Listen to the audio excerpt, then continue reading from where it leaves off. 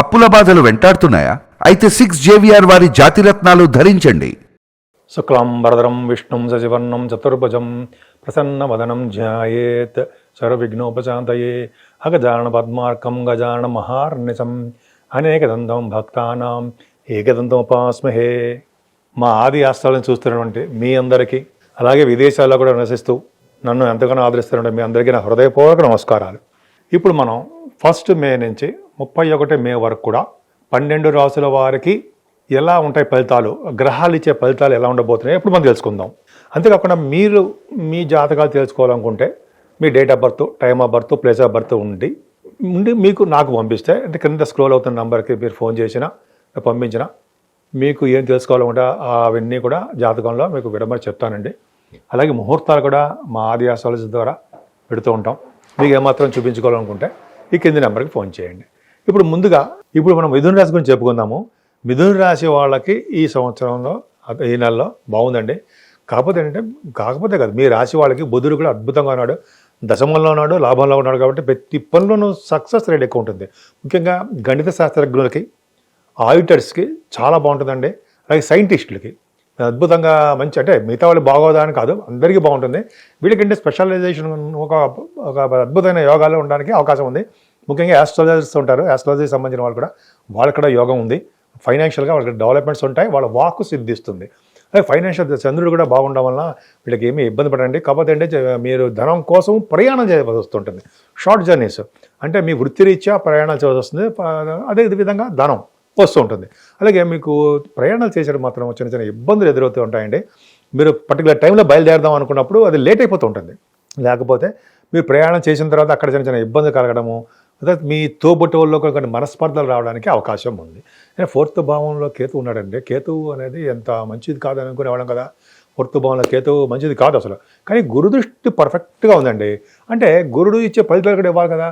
ఖచ్చితంగా కుజుడు చూస్తాడు కాబట్టి మీకు 4th భావంలో కంఫర్టబుల్నెస్ ఎక్కువ. అంటే వాహన యోగం ఉంటుంది, గృహయోగం ఉంటుంది, ముఖ్యంగా భూములు కొనుక్కుంటారండి. గురుదృష్టి పర్ఫెక్ట్గా ఉంది కాబట్టి చదువు విషయంలో అద్భుతంగా ఉంటుంది. అద్భుతంగా ఉండడమే కాకుండా మీ మదర్ గారికి ఆరోగ్య పరిస్థితి కూడా చాలా చక్కగా ఉంటుంది. కంఫర్టబుల్నెస్ ఎక్కువ అండి. సంగీతంలో బాగా రాణిస్తారండి మీరు. అలాగే సాహిత్య రంగంలో కూడా బాగా సక్సెస్ అవ్వడము, ఇవన్నీ కూడా 4th భావం చూస్తాం కదా. పైగా బంగారం కూడా కొనుక్కోవడానికి అవకాశాలు 4th భావం కూడా చూస్తాను, నేనైతే చూస్తాను. సో ఇది అద్భుతమైన గురుడు ప్రభావం చాలా బాగుంది. పంచమ స్థానం కూడా మీకు బాగుండడం వల్ల మీకు, అంటే కొంతమంది మీరు స్టాక్ అండ్ షేర్స్లో పెట్టుబడి, స్టాక్ అంటాం కదా, స్టాక్ మార్కెట్, దాంట్లో సక్సెస్ రేట్ ఎక్కువ ఉంటుంది, షేర్స్లో ఉంటుంది. అలాగే మీకు కొంతమందిలో మీకు స్పెక్యులేషన్ బాగా రాణిస్తారు. స్పోర్ట్స్ రంగాల్లో అద్భుతమైన ప్రతిభ కనబరుస్తారు. శుక్రుడు కూడా తన ఓన్ హౌస్ను చూసుకుంటున్నాడు కాబట్టి కళా రంగంలో ప్రతిభ ఉంటుందండి. ముఖ్యంగా సాహిత్య రంగంలో ఉన్న వాళ్ళకి చాలా చాలా బాగుంటుంది. ఇంకా 6వ భావాన్ని గురుడు చూడడం వల్ల, శని కూడా చూడడం వల్ల ఆరోగ్యం కొద్దిగా జాగ్రత్త చూసుకోండి. మీకు శత్రు భయం ఎక్కువ ఉంది అంటే సందేహం లేదు. కానీ గురుడు కూడా చూస్తాడు కాబట్టి ఆ శత్రు భయం అనేది ఉండదు. కాకపోతే మీకు ఏంటంటే అనారోగ్య సమస్యలు, చిన్న చిన్న ప్రాబ్లమ్స్ రావడానికి అవకాశం ఉంటుంది. కొన్ని గాయాలు అవ్వడం, చిన్న చిన్న ప్రాబ్లమ్స్ ఉండడానికి అవకాశం ఉంటుంది తప్ప ఖచ్చితంగా మీకు ఇలా జరిగిపోతుందని భయపడడానికి ఏం కాదు. మీ వివాహ శుభకార్యాలు కూడా చాలా బాగుంటుంది. సప్తమాధిపతి 12వ భావంలో ఉన్నాడు. కేంద్రాధిపత్య గురుడు 6, 8, 12 స్థానాల్లో కూడా మంచి చేస్తాడు అని శాస్త్రం. సరే, మీకు 12వ భావంలో ఉన్నాడు కాబట్టి భార్య మూలకంగా ఇబ్బందులు ఉండవు, అవన్నీ సెట్ అయిపోతాయి. భార్య కానీ భర్త కానీ, అదే పిల్లలు కానీ, వాళ్ళ వలన, పిల్లలు కాదు కానీ భార్య భర్తల విషయంలో ఇబ్బంది ఉండదు. అలాగే మీకు బిజినెస్లో విస్తరణ చేసుకొని ఉంటారు, కొన్ని ప్రాబ్లమ్స్ వస్తుంటాయి. కానీ బిజినెస్ పార్ట్నర్స్ వల్ల కూడా ప్రాబ్లమ్స్ ఉంటాయి.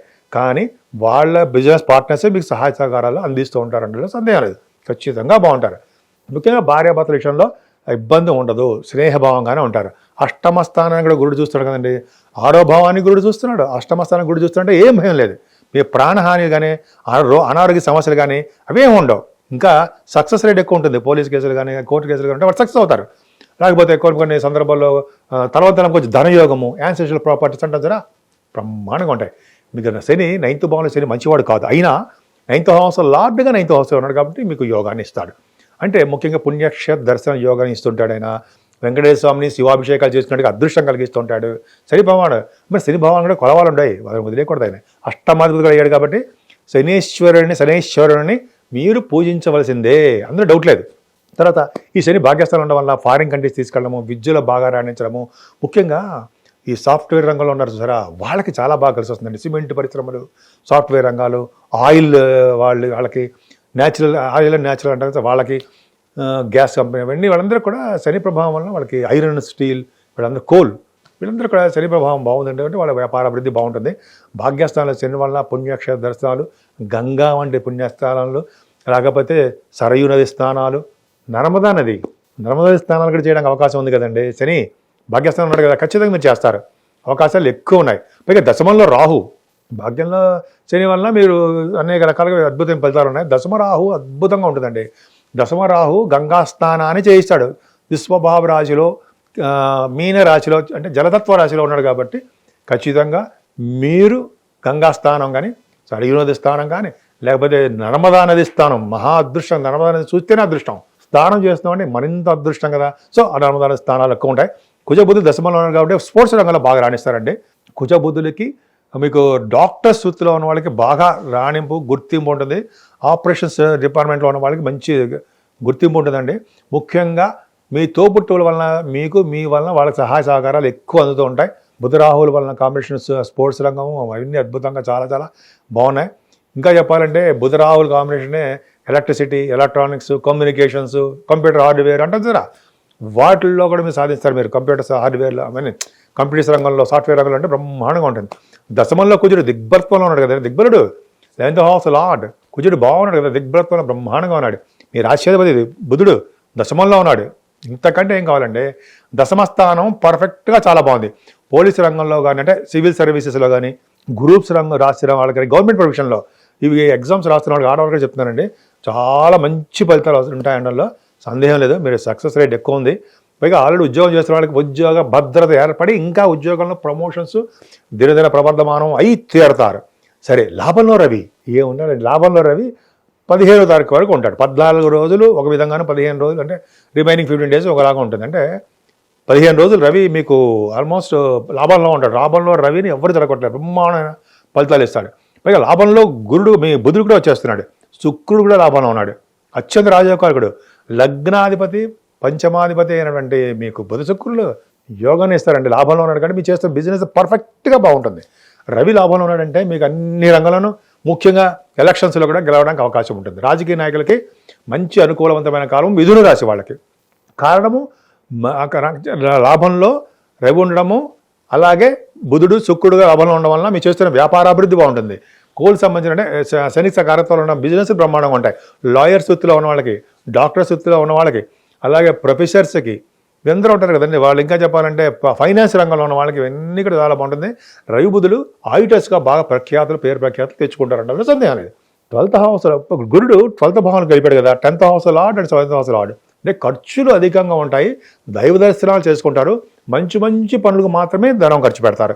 సపోజ్ గుళ్ళకి, గోపురాలకి అన్నదానం చేయడము, కొంతమంది చెరువులు, బావులు తవ్వించడము, ఇవి ఉంటాయి. అయితే శుక్రుడు కూడా 12 భావంలో ఉన్నాడు కదండి. 12th హౌస్ లార్డ్ 12th హౌస్లో ఉంటే వాళ్ళకి విదేశ పర్యటన జరుగుతుంది. అలాగే రవి బుధ శుక్రుల కాంబినేషను మీకు 12th భావంలో ఉన్నారు కాబట్టి మీరు ఎక్కువగా సూర్య భగవాన్ని పూజించాలండి. అద్భుతమైన ఫలితాలు ఉంటాయి. సూర్య భగవాన్ని శివారాధన, అమ్మవారి అభిషేకాలు, అంటే అమ్మవారి కుంకుమ పూజలు, అదే చండీ హోమాలు అటువంటివి చేయించుకుంటూ ఉంటే చాలా అద్భుతమైన ఫలితాలు మీకు కలుగుతాయండి. ముఖ్యంగా శుక్రుడు కూడా 12th భావంలో ఉన్నాడు కాబట్టి మంచి ప్రయాణాలు, విదేశ పర్యటన చేయడము, సన్మానాలు జరగడం, ఎక్కువ సన్మానాలు జరుగుతుంటాయి మీకు. ప్రభుత్వం దగ్గర నుంచి కానీ, మీ చేస్తున్న ఆర్గనైజేషన్స్ కానీ మంచి గుర్తింపు, గౌరవం దక్కుతుంటాయి. స్పోర్ట్స్ రంగంలో కానీ, ఇటువంటి రంగంలో ఉన్నా సరే మీకు బాగా యోగం కలుగుతుందండి. భాగ్య, రాజ్య, లాభ, వ్యయస్థానాలు మీకు ఎంతో అద్భుతంగా ఉన్నాయి కాబట్టి మిథున రాశి వాళ్ళకి సక్సెస్ రేట్ ఎక్కువగా ఉందని చెప్పడంలో సందేహం లేదు.